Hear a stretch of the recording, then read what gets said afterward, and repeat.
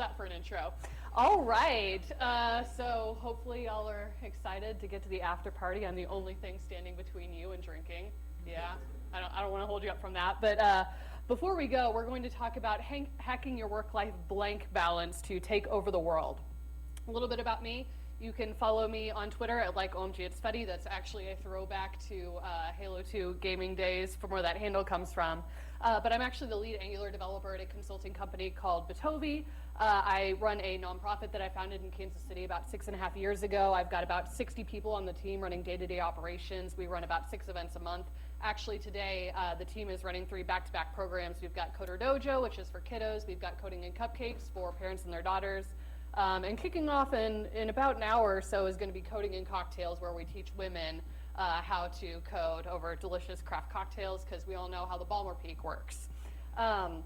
Outside of that, and I'm an international speaker and kombucha brewer. So how many of you feel like this on a daily basis? Right? Yeah, especially as a JavaScript developer, when frameworks are coming out more often than I get my period. Like, it's hard feeling like you can keep up. It's a lot. And what we really want to be feeling like is this. This is my goal for you at the end of this talk, is to burst out, to score some goals, to embrace your awesomeness, and learn how to hack your work-life blank balance to take over the world. So what is this idea of work-life blank? I'm sure you've heard of work-life balance. It's something you probably struggle to get.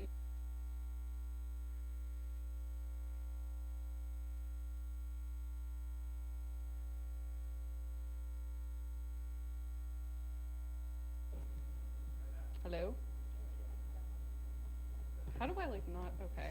Let's rearrange, okay. All right, there we go. Okay, anyway, so work-life blank balance, what is this idea?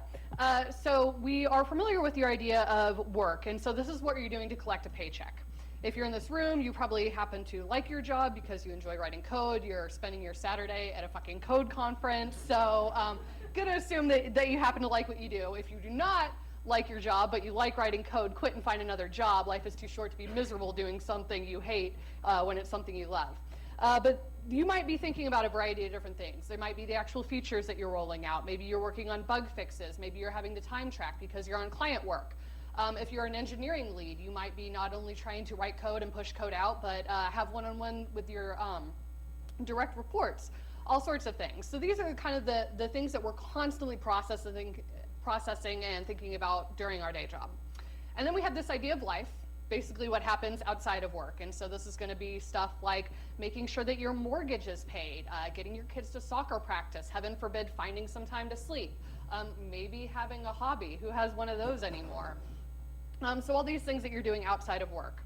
And then there's this idea that I've dubbed blank. And what blank is blank is your passion. I was talking to somebody earlier who's working on a side startup for skateboarding spots. So that is his passion, trying to build this application and make things better. It's something that he's excited about that drives him. Sorry, wherever you are in the audience that I'm picking on you. But so it's something that you really, really care about. And there's an important distinction that your blank is not necessarily a hobby. A hobby is something like knitting or getting drunk and talking shit playing Halo 2 online. That's just me. But it's something that you do simply because it brings you joy, not because it's something that you're actively trying to become better at. And so I like to draw that distinction for people when kind of prioritizing your life and figuring out what is a hobby, what is just for pleasure, and what is your passion, what is driving you, what are you constantly focusing on trying to get better at. So if you look at my blanks, for instance, one of them is running Kansas City Women in Technology, my nonprofit.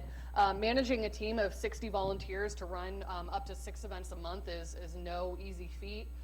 We have monthly board meetings, we have executive leadership meetings, we're constantly doing iteration and feedback based off all our programs, gathering review, gathering data analytics. It's a lot of work that goes into there, and heaven forbid we have some sort of crisis that I need to step up and manage or walk my team through or deal with like some angry parent who's bitching about God knows what, because sorry, Karen.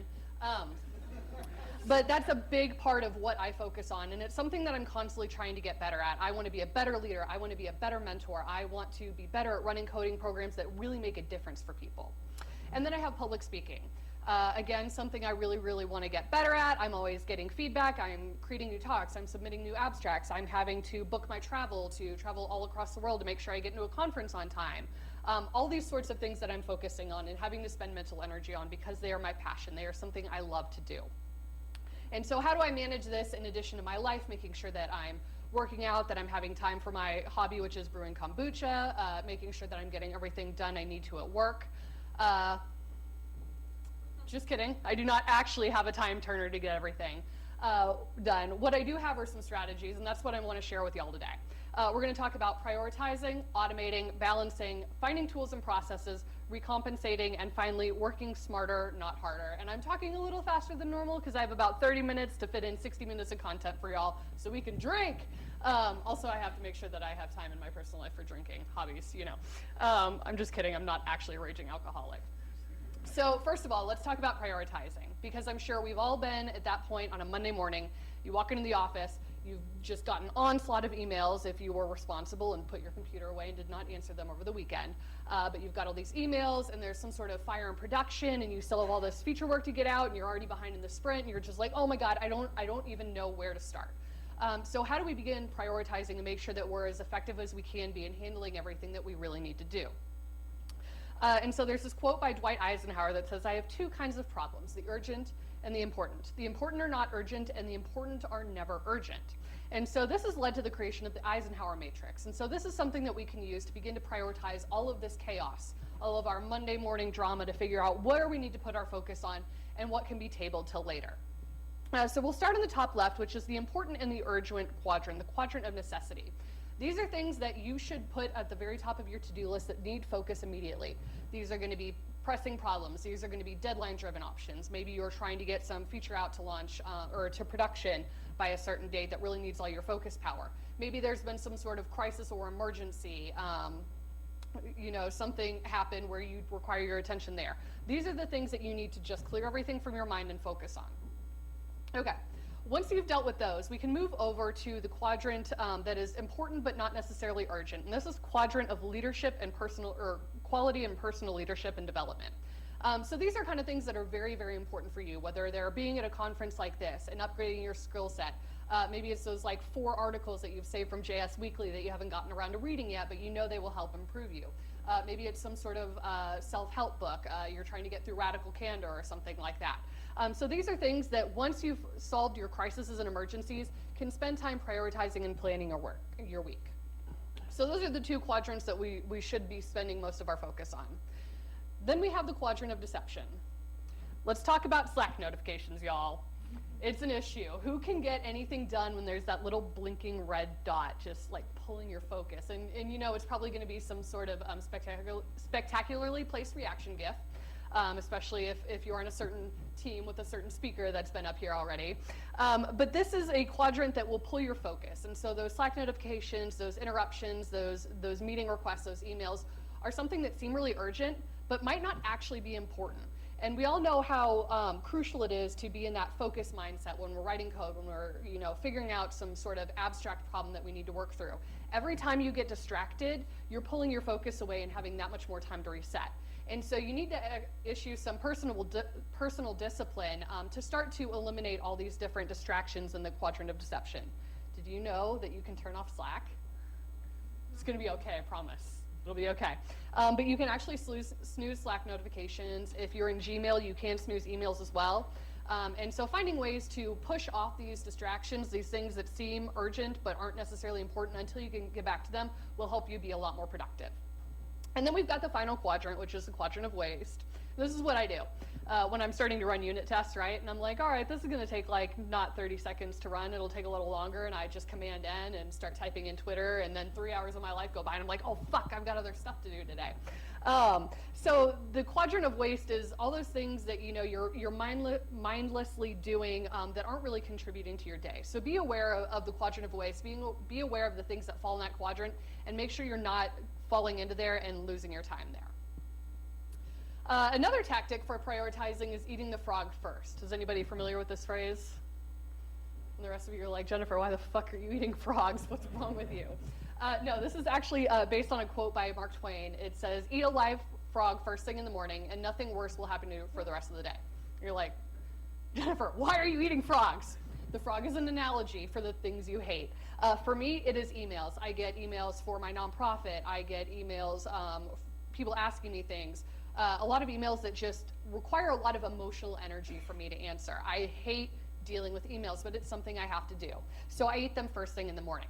I wake up, I have my cup of coffee, the house is nice and quiet before my cats are yelling at me to feed them, but I sit and I go through all my emails and I answer, I waste all my good mental energy getting through that. And then for the rest of the day, I get to focus on things I'm actually excited to do and I actually care about because I've eaten my frog first. So not only have I gotten the worst thing of my day out of the way, but I get that nice endorphin rush of, ooh, now I get to do fun stuff. Now I get to write code. Now I get to do things that I care about. So eating the frog first can really help you prioritize and get through your workflow. The other thing to be aware of is unforeseen chaos and Murphy's Law.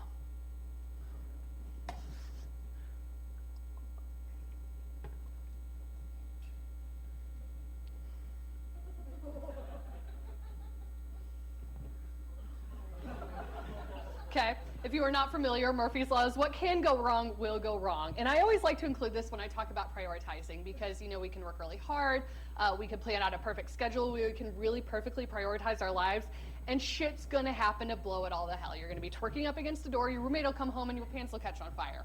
Or you'll be in the middle of working and trying to get something done, and all of a sudden you're like, oh my God, why is it so hot in here? Because you're working from home and your air conditioner has gone out. And now you have to devote all your mental time and energy to getting the AC unit fixed and trying to get a contractor out there and figure out what's going on. So the more you are aware of Murphy's Law and can implement that into your mentality of, yes, I can plan, yes, I can prioritize, and stuff can still go to shit, the more productive you will be and the more able you will be to roll with the punches, because that is how life works. And hopefully, you'll also empathize with your coworkers and your team members to understand that Murphy's Law applies to their life too, and sometimes they might have a sick kid and have to run home and get away from work, and so if we can be more empathetic with each other, understanding that even if we did try and plan really hard, Murphy's Law prevails, we can be better humans and better teammates. Okay, strategy number 2, let's talk about automation, and this should be like the popular one for a group of engineers, because it's like DevOps IRL. So strategy number 1 is auto-paying. I feel like one of the most stressful things we have outside of taxes is dealing with making sure that our rent is paid, our mortgage is paid, that we have a roof over our heads, that we're being responsible monetarily. And instead of having to think in your mind, like as you're assessing your calendar in your head, okay, it's the 1st of the month, this payment is due, okay, it's the 15th of the month, this payment is due. If you can spend the time up front to create some sort of budget and auto pay and schedule as much as you can, that's that much less emotional energy you will be devoting to making sure things that happen every month are happening and can put back into the things you actually care about, whether they're your work, whether they're your passion, whether they're your family. Auto-communicate. So I mentioned earlier, emails are the bane of my existence. I hate them. I deal with them all the time. They exhaust me. So I've created a lot of strategies around auto-communication. So this is everything from using email templates to having a tool called Grammarly installed on my browser that will automatically grammar and spell check me because I'm a programmer, which means I suck at spelling. And other automation tools like If This Then That, Email Pet, and Zapier. All these are tools that help me automate my communication strategies. So again, I spend less time typing and dealing with bullshit emails and more time on the things that I care about. Auto-domesticating is also a huge part. So if you're constantly worrying about the state of the house, making sure there's food in the fridge, making sure the kids are getting carted around, making sure there's toilet paper. If you're a dude in the audience and you don't think about these things because you have a partner, let's talk about privilege. But it is okay to start to automate these different things. If you think about it, and I grew up in like lower middle class suburban families, so the idea of a cleaning service just seems so luxurious to me and so grandiose. But if I actually look at what I'm paying, so I live in Kansas City and I think I pay my cleaning lady $85 every 2 weeks. She's there for a couple hours. If I was there trying to clean my house every 2 weeks, I would lose probably 5 to 6 hours of my life and be miserable. And for that much money, I am getting that much value out of it and can put my time and my energy back into the things I care about. It's okay to explore these tools. They're not just luxury items. They are things that we can use to empower ourselves to have more time to spend on the things we care about. That means outsourcing lawn care. Has anybody done any of the meal prep services like Blue Apron or, yeah. They actually work pretty well. I was surprised, like they say 30 minutes or less, and I'm like, no, that's bullshit. No, 30 minutes or less is true. And the great thing about using a meal prep service is when you get hungry because you've been working all day and then you start talking to your partner and you're like, what do you want to eat tonight? And they're like, I don't know, what do you want to eat tonight? And then 3 hours later, you haven't eaten yet, you haven't decided, and you're about ready to kill each other because you're so hangry. That problem goes away when you're using delivery services. You've got ingredients in the fridge, you've got good decisions to make, it's awesome. And finally, having monotonous household items that you will always need shipped for you gets rid of the panic and the chaos to have to make that random Target run. Like, I cannot tell you the last time I stepped foot in a Target, and it's amazing. We get toilet paper from Amazon.com. We get garbage bags. I get cat litter through Pretty Litter. I get my dog food through Chewy.com. I don't spend time driving around in my car, waiting in lines, or like wandering around people who don't understand that they don't own the world and like can't put the shopping cart like to the side of the, ugh. I don't spend any time or any emotional energy dealing with that because I've automated all these useless things that I shouldn't be spending time caring about anyway. So big picture here. Spend your time and your energy on implementing ideas and solving the big problems. We are very smart, powerful, capable human beings, so why are we wasting mental energy dealing with shit we know has to happen every month? Give yourself more time back by optimizing and automating the things you shouldn't need to worry about. Because here's the truth. We all have the same 24 hours in a day. There's no magic time turners or anything like that. The only thing that matters is how efficient you are with your time. That is how you're going to do the things you love. That is how you are going to be able to maintain your open source projects and do it with the amount of energy that you care about. Because you need to learn how to optimize your time to spend more time on the things you love. All right, so strategy number 3, let's talk about finding balance because we probably all are terrible at this. The first thing I like to talk about is this equation, and this is a growth equation. And if you work out, you might be familiar with the concept of, let's say you're trying to grow your biceps. And when you're lifting weights, what you're actually doing is tearing those muscle fibers apart, okay? But the important part of this is when you go to sleep at night, that's when those fibers are regrowing and coming back together and increasing and growing. So that's actually how muscle growth happens. And so this is an important equation to apply to everything in our life. We can work and work and work and work and work, but we will never get better and never grow if we do not have that crucial rest part of the process in there. Part of that is being able to prioritize getting enough sleep. Does anybody feel like they get enough sleep? All right, I hate anybody with a hand up because I feel like I don't. Just kidding. Good for you. But I can stand up here and I can say that all day, but actually figuring out how to do that can be really, really difficult. The first thing you can do is you can use a fitness tracker to monitor your sleep. You might have no idea what your sleep quality is like until you start monitoring it with some sort of application to have a better understanding. You're going to hate me for this one, but you should also be avoiding stimulants and lights before bed. And I know you're probably sitting there on your phone in bed, you're scrolling through Reddit or Hacker News, or I'm deeply addicted to TikTok recently. Oh man, that shit is great. But you should really make sure that you're putting away all of this stuff because that can help you stay awake longer at night and not be able to get the sleep that you need. If you're somebody like me who is clearly very type A and going all the time, and also possibly an introvert, so if you said something like super awkward on that Tuesday, it's Saturday, and you're like, oh my God, why did I say that? And you can't go to sleep because you're like replaying that awkward scenario in your head. Just me? Okay, all right. But so for things like that, it can be really great to use audiobooks or apps or music or white noise generators, something to pull your focus. Not that it's going to be a distracting, not like scrolling through Reddit or watching Netflix, but something that you can focus on to kind of quiet those chaotic thoughts you might have. Okay. Speaking of sleep, who are my morning people in here? All right. Who are my night owls? All right. So we are different. We are all different human beings, and that is okay. So being aware of when you are more productive, based on whether you're a morning person, a night person, whatever, is really, really key. The important thing is to understand your productive hours. If you're just fighting to get up early and you're struggling and you're not doing your best work, it does not make sense to try and force your body to do something it's not optimized to do. So if what you can do is optimize your productive hours. Obviously, some of us are boxed into like an 8 to 5 window that we need to be working between. But if you know how you process best, take your most intense tasks, your really labor-intensive things, that like crazy new feature that you're not sure how to crank out, or learning RxJS, or whatever your thing is that you're working on right now. Try and put that in your most productive window of your day, the time that you know when your brain is firing the most. And then you can kind of partition all the other crap that doesn't take as much energy that you still need to spend time on those times of day that you're not quite as effective or as sharp. Let's talk about working out, because if we're also talking about optimizing your day and optimizing your body, understanding the effects of our body on our brain are really key to know.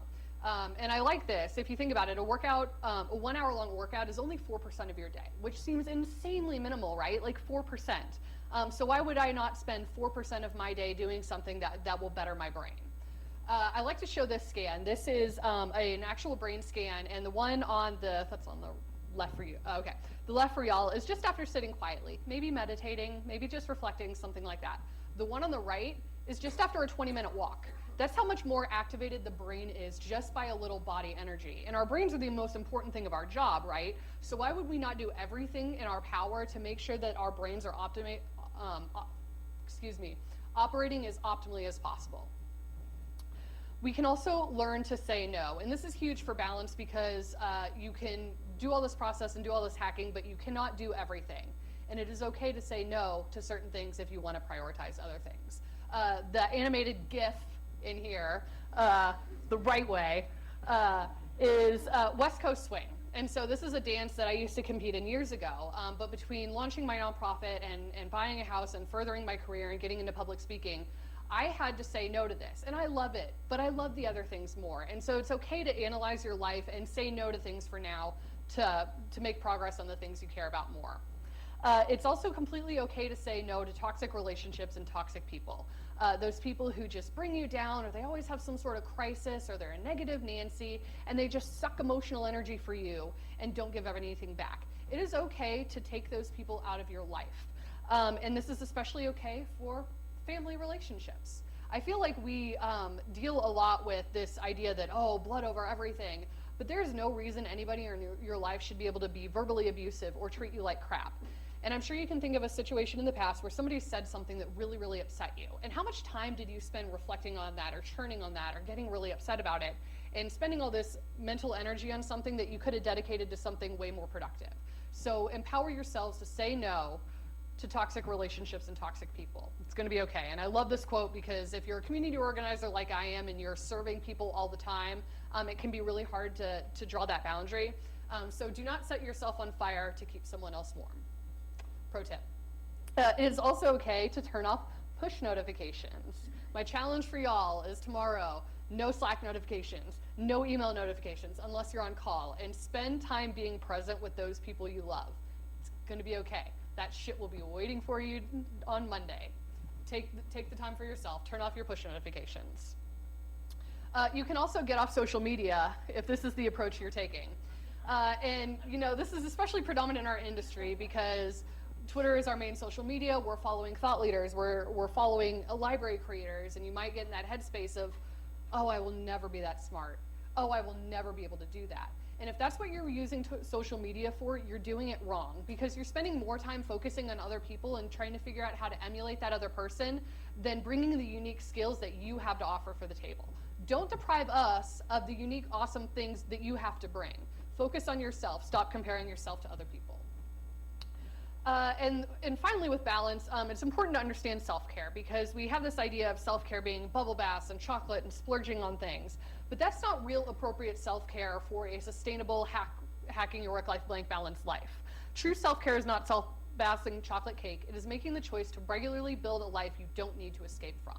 And so this whole idea of self-care is not the random splurges, but creating a life that you are happy with and you are content with and you are not feeling burnt out by. That is what we are striving for real balance. And then identifying and minimizing stressors is another one of the best ways you can bring balance to your life. For me, I do a lot of speaking, which means I do a lot of traveling, and traveling stresses me the fuck out.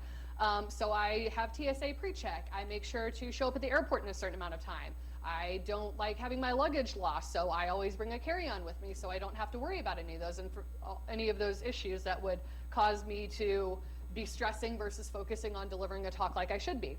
So take a look at your life, figure out what's draining you emotionally, mentally, what are those stressors, and figure out ways that you can get rid of them. Except taxes, I'm sorry, you have to pay them. I can't help you with that. It's months away and I'm already stressed out about tax season. It's bothering me that much. All right, strategy number 4, use tools and processes. And the idea of hacking your work-life blank balance is a process. Finding things that can help you move towards this ultimate balance point is best. For me, one of my great tools is using Trello. I have Trello for task tracking. I'm still pissed that Google killed off Inbox and it's destroyed my email productivity, so now I have to put important emails in Trello if I want to get back to them. But find a tool that works for you to help automate and prioritize your tasks. A lot of calendar and email hacks are really important for me. I live and die by my calendar. If it's not on my calendar, it does not exist. I'm sorry, that's how I am. But this can be a really powerful scheduling tool, so it's all inside of an application and not inside of your brain. If it exists, block it off on your calendar, including code time. It's okay to block off code time. And you know, when people see things on your calendar, they won't schedule for meetings. It's amazing. It's awesome. Share calendars between family members. If you are, you know, in a relationship with kids and you're trying to manage schedules and everything like that, having shared calendars can be really, really helpful for knowing what's going on with each other. I heavily rely on reminders and to-dos for things that I know need to be completed by a specific deadline. And just general email etiquette, make sure that you're formatting your emails well, line breaks are your friend, use list and call it important information, do not word vomit at people. You might as well not even bother writing an email if they're going to take forever to read it and not respond to you. A couple adulting hacks on the process side, getting to meal prepping or using a meal service. I would highly recommend both of those, not only for calorie tracking, but for time saving and cost saving. Avoid booking doctor's appointments and car repair in the DMV at busy times. Doctor's appointments, if you can get in first appointment of the day, their schedule hasn't gotten screwed up yet. You're not going to be waiting forever, except the gynecologist. I don't understand. 45 minutes to see the doctor, no matter where you go. It's a mystery. Whatever. DMV, go towards the middle of the month. People are normally going to the DMV when they're having to hit certain deadlines, and those are normally around the first or the end of the month. So if you go in the middle, you'll avoid longer lines then. And run your errands if you haven't automated everything from Amazon. When parents will be picking up their kids from school. Typically the people picking up kids are going to be the ones organizing the household and doing the grocery store runs. So if you can get to that time when you know they're busy doing something else, less time in lines. And use order and pickup services when available. I feel like everybody is trying to compete with Amazon or meal prep delivery, so if you're still a grocery store aficionado, you might want to check it out. They probably have a pickup service at this time. The other big part of a process is there are times that you might have a more creative task, whether it's writing a blog post or writing a talk or something like that, and you really can't wait until you have a productive hour, so you have to train yourself to actually be able to focus to get what you need to do done. So the big thing I like to do is use playlists and music. If you think about it, video game playlists were orchestrated for concentration, get you through a level. They're not supposed to be distracting, they're supposed to be encouraging and motivating. We can take video game soundtracks and apply them to our own life and listen to them and get through tasks.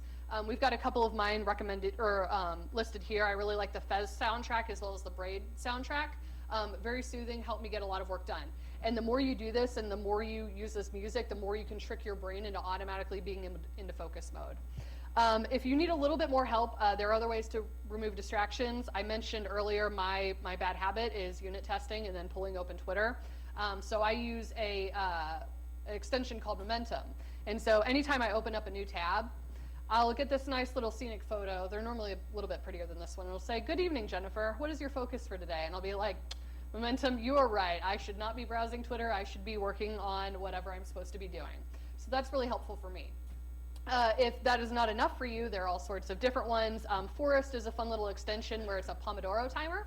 And so you plant a tree, and then if you go to any of your blacklisted sites in that 15 to 25 minutes, depending on what your range is, it'll kill your tree. Do you want to kill your tree? No. But if you're like really bad and you're like, fuck the trees, I don't care, there's another extension called Stay Focused, which will literally not allow you to go to any site that you're not supposed to. So all sorts of different ways that you can make sure to hone in and stay focused when you really need to. All right, strategy number 5, recompensating. And this is a big part of the work-life blank balance because all this hacking and all this optimizing we're doing and all this work, we need to make sure that we're paying our bodies back and taking time to relax, taking time to focus on hobbies. So step number 1, do not try to be a 10x developer. It's not good for you, I promise. We live in a serious burnout culture. Work weeks are getting longer, and there's not really any great benefit for it other than us being stressed out and burnt out all the time. And it's okay to start taking time back for yourself and pushing back. It's going to take a lot of us voicing our opinions about what an appropriate society is in the tech industry and pushing back against coding, 20 hours a day, all sorts of things. So get yourself a hobby. Knitting is very soothing. I will say with my nonprofit, when we have our executive leadership meetings, a lot of times people will sit there and they'll knit during the meetings. It's a nice little relaxing hobby. But get a hobby outside of coding. Writing code is not a hobby if you're doing it at work. Some of you should feel very attacked right now. But having some sort of hobby that you can really distract yourself is so key to resetting and focusing and balancing. For me personally, like when I'm going a million miles an hour and maybe I've got back-to-back conferences and I've just got a lot going on, I can just get full-blown anxiety. But if I take the time to maybe play Halo, or when it's in season, I watch The Bachelorette religiously with my girlfriend. We have a drinking game. Like it's my hobby break window. It really keeps me reset and balanced and from hitting a really bad critical anxiety point. It's completely okay to have guilty pleasures and not feel guilty about them. Again, me, Bachelor, it's my jam. I love it. I get drunk. I live tweet it. It's this amazing train wreck that no matter what bullshit has gone on with like clients or my job or pull request, there's going to be some way worse trash fire on TV, and I'm going to love every minute of it. So do not feel guilty about taking time for yourself, whether it's playing Candy Crush on the couch or anything like that. It is okay. Plan things to look forward to. Last year, a couple girlfriends and I decided we were going to go to RuPaul's Drag Con. We're all a bunch of like women who write code, and we only ever go to developer conferences. So we went to a conference for drag queens, and it was so much fun. We had a blast. So plan things that you will reward yourself with and have fun with. It's also okay to schedule your social life. For introverts, it might mean meaningful one-on-one conversations. I have a lot of really great girlfriends, and so we make sure to catch up on cocktails. Once a month, get to hang out with each other. If you're an extrovert, you might be somebody more interested in scheduling parties, or maybe joining a rec sports team, or doing some sort of group outing like an escape room. It's okay to schedule and prioritize your social life. And then hopefully you won't spend the entire time talking about code, but like when all your friends are engineers, it's gonna happen, but it's okay. It's also okay to take your birthday off. It's okay to celebrate yourself. I feel like we spend so much time grinding and idolizing certain people that we forget that just being us is enough. It's okay to celebrate yourself. All right, final strategy. And this is the big one, because everything I've talked about so far means nothing if you are unwilling to work smarter, not harder. So the first thing you need to understand is doing the work does not equal recognition for doing the work. You can be the best engineer in the world. You can build the most amazing app in the world. But if you are not promoting it or making others aware of your efforts and energy, it means nothing. And I'm sorry, like this is the way the world works. We live in an imperfect world. And so if you're thinking that just being good is enough to get noticed, it's not. It's just not how it works. So be comfortable getting used to promoting yourself. And don't think of it as bragging. Think about it as explaining your value add. What value add do you bring to the thing you're working on? Why should people care about it? And it's okay to talk about that. You should also remove the word should from your vocabulary. I just said should, haha. But if we are constantly focused on the way things should be, society should be this, oh, I should have gotten that promotion, we're going to be stuck in this continuous loop where we're upset that things aren't the way we mentally envision, instead of being pragmatic and figuring out what it takes to actually make what we want to have happen. So remove the word should from your vocabulary. Stop fixating on the way things should be, understand the way they are, and figure out how to get from point A to point B. Also understand that you are entitled to nothing. I feel like, again, we think that we do the work. We think that we, dot our I's and cross our T's mean we deserve something. And that is not the way the world works. You are not entitled to anything other than basic human decency, which, all right, we still struggle with that on each other every so often. But understanding this can put you in a better mental space to accomplish the things that you care about. You also need to expect failure. We are going to fail over and over and over again. But do not get hung up on it, because failure is part of the process. The biggest thing you can do as a human being is understand your failures and learn to do better moving forward. And that's all you can expect of yourself. We're in kind of this interesting era right now where we're seeing a lot of blow-ups on Twitter around diversity and the way our words affect other human beings. And I have definitely said something before that has hurt another person, and that was not my intent, but my intent does not matter. The only thing I can do is understand my impact I had on somebody else, apologize, and be more cognizant of my actions and my words moving forward, and make sure I don't make the same mistake again. So if you stop focusing on being perfect, understand that you will fail, but as long as you move forward from that and learn from that, that's all you can ask of yourself. Learn from your mistakes. And make plans to take over the world. And this may include watching delightful 90s cartoons. But the world, like, we have such this superpower with technology and with coding, right? Like, we can literally make anything happen. So make plans, be amazing, make plans to take over the world, make plans to do your dreams, and make the world a better place. So to recap, strategies that we talked about prioritizing how to get through our workflow, talked about automating, making sure that we are not spending time on meaningless tasks that we can automate instead, finding balance, making sure we're taking time for ourselves. Talked about finding tools and processes. I described a lot of what works for me. You have very different needs in your life, so I hope you go home, you look at your life and figure out what tools and processes will work for you. Talked about recompensating, making sure we're taking time for those guilty pleasures and not feeling guilty about them. And we talked about working smarter, not harder. Because this is the goal. We want this well-balanced work-life passion where we feel like we're dedicating enough time to each of those, we're getting better at each of those in a way that makes us happy. It is about time to drink, so if you have any questions, ask me over a beer. If you want a link to these slides, it is available there, so pull up your phones, take some photos. And other than that, I hope you have a lovely rest of your day, you wonderful human beings.